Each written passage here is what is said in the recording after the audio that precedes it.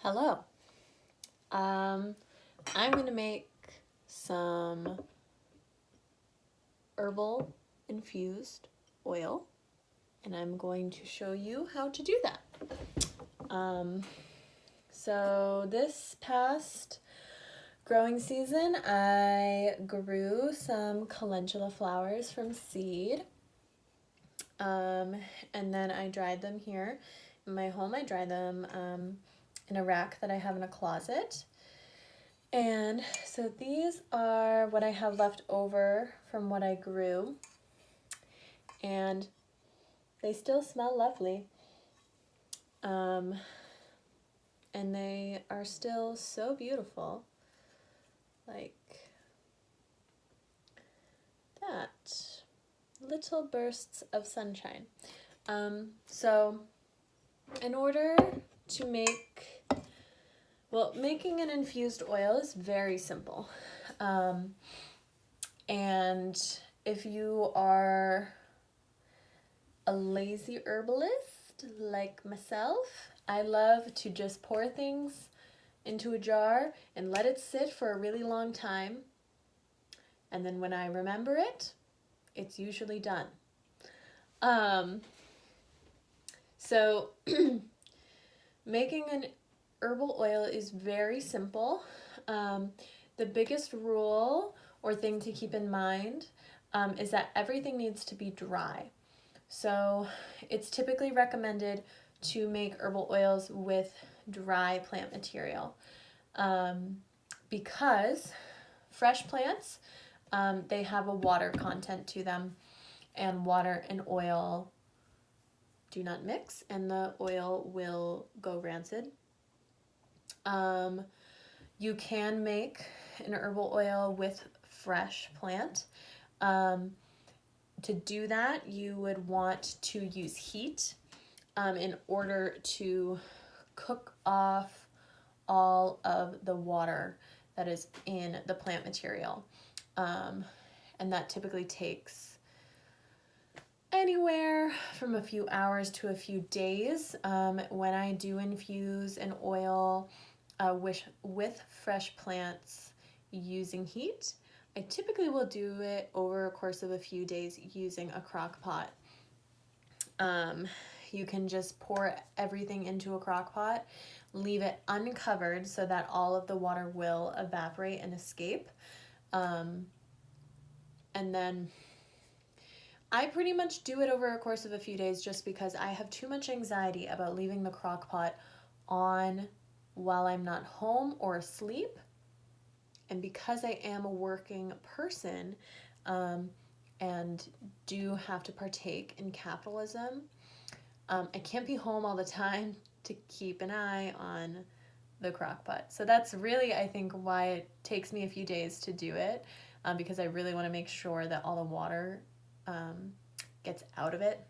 But if you're someone that has, a few days off, or you work from home, or you are lucky enough to not have to partake in capitalism full time, then maybe that's a better option for you.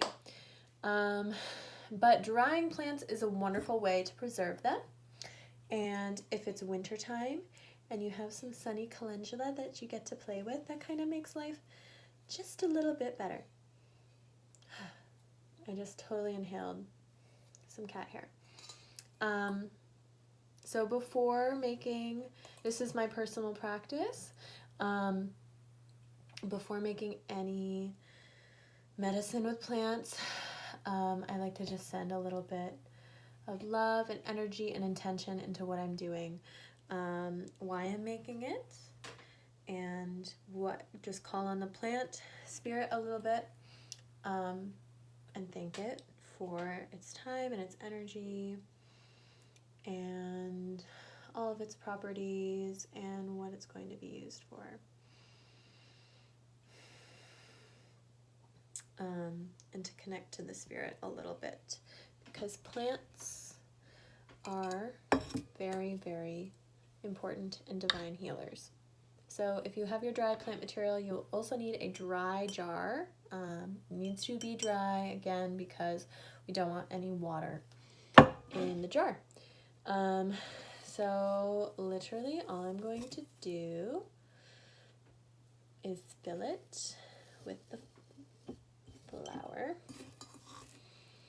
And I'm going to be using olive oil today. Olive oil is definitely my favorite oil to infuse herbs with, or to infuse with herbs. Yeah.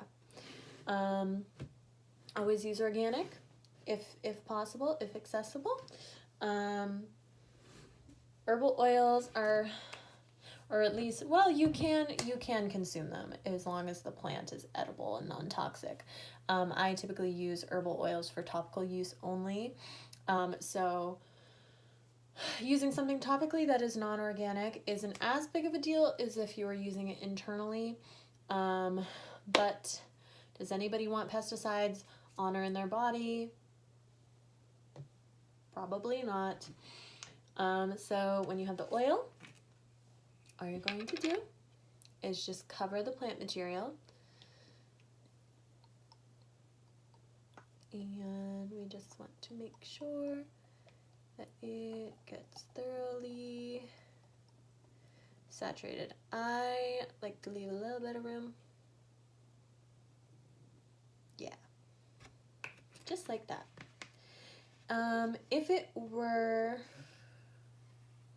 summer or spring and there was ample sunshine and heat, then what I would do is let this, it's called a solar infusion, so you would leave it in a sunny spot. It could be outside, it could be inside in a window, and the heat and the light from the sun would help to speed along the infusion process.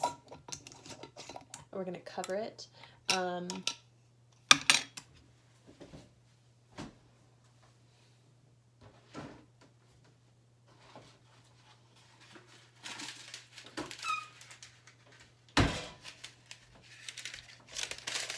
Parchment or wax paper is recommended because the oil can eat away at the rubber and that's in the jar. But I have infused oils in jars plenty of times without there being any parchment paper.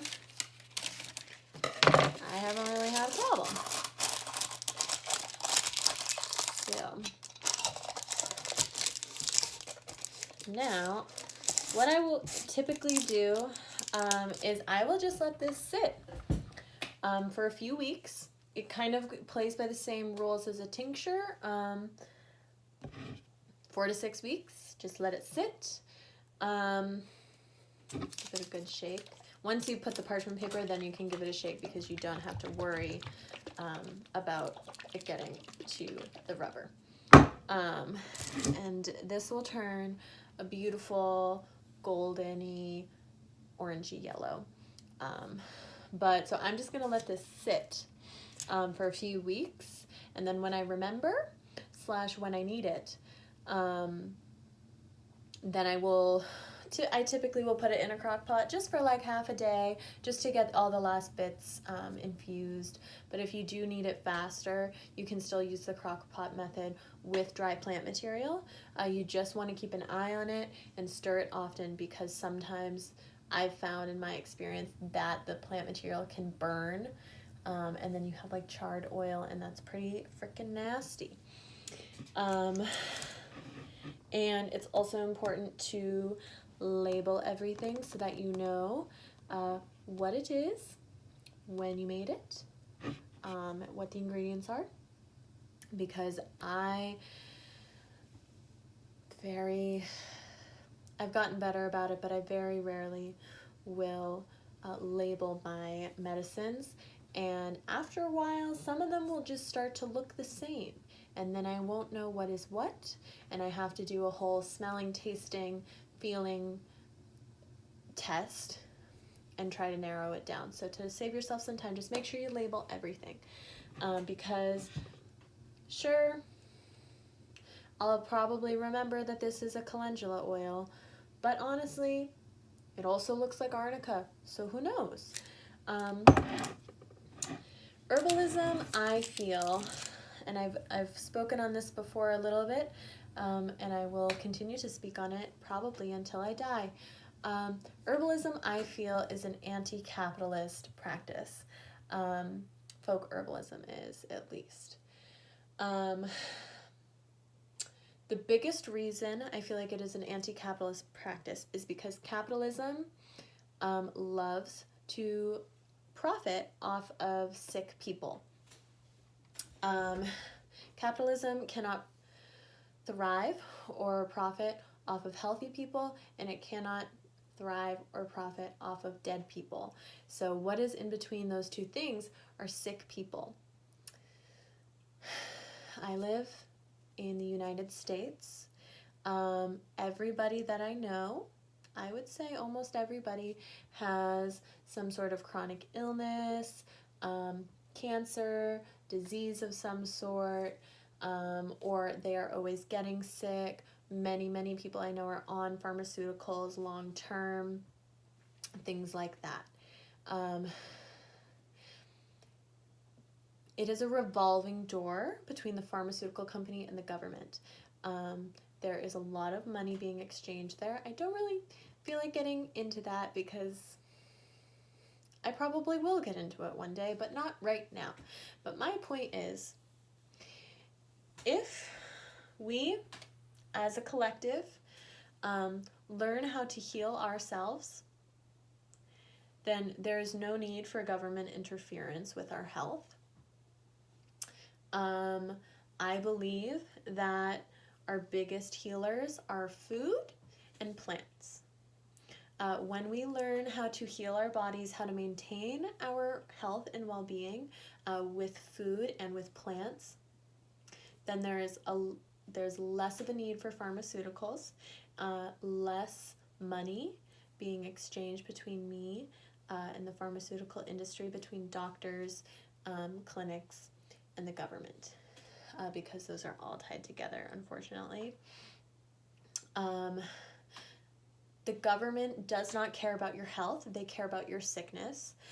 They want people to be sick because sick people are dependent people, and healthy people are independent people, what I find. And this is in no way to shame anybody who is on pharmaceuticals, anybody that lives with chronic illness. I live with chronic Lyme disease.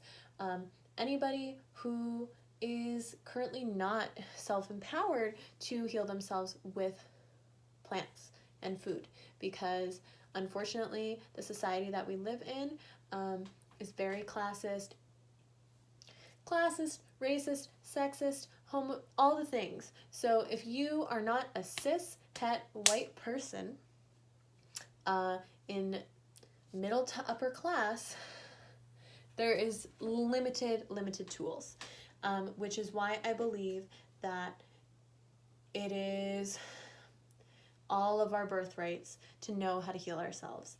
And unfortunately, that information is not accessible to most. So for me, learning about herbalism, learning how to heal myself, has been the most liberating thing ever. I don't want to get too into it or sound too woo-woo or anything like that.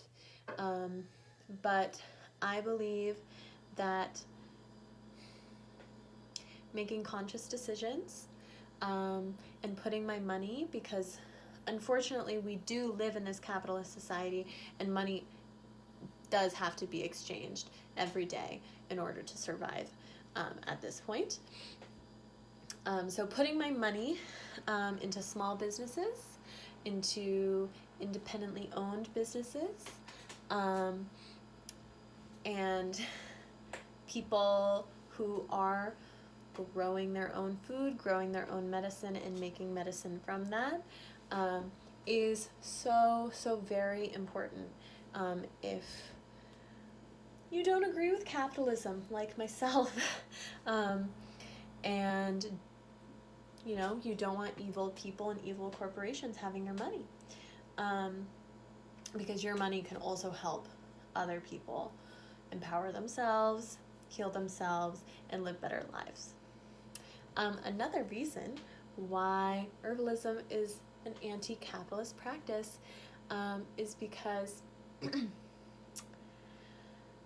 I don't want to say that it's necessarily a low-waste practice, but the impact of small batch crafted herbal goods is much less than going out and, let's say, going out to a CVS, a pharmacy, and buying 10 different products for 10 different uses versus buying 1 or 2 products from an herbalist, or making it yourself, growing it yourself and making it yourself, or just making it. Not everyone has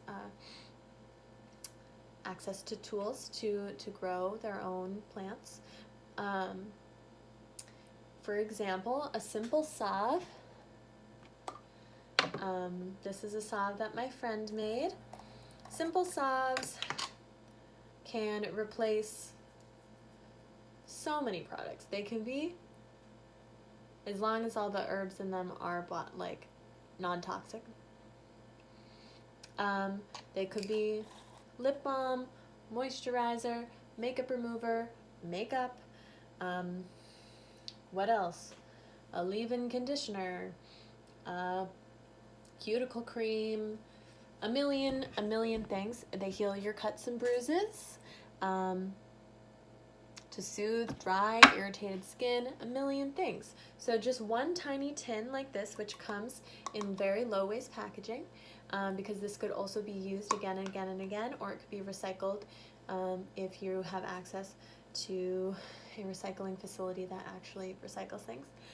I love just harshing everyone's mellow. So putting your money into products that are crafted with love and intention, products that support small businesses, independent people, that are better for you, are better for the environment, don't contain toxic chemicals that will get washed down the drain when you wash your skin, that won't, harm the environment. Everything is biodegradable or recyclable. I believe is an anti-capitalist practice because there's less consumerism and there's less illness, and there is more healing and more learning and more connection to the earth, because connecting to the earth, I feel like, is the ultimate anti-capitalist practice. Yes. So I think that's all I have to say. So you can go and make your own herbal oil and slowly but surely dismantle capitalism. Thanks.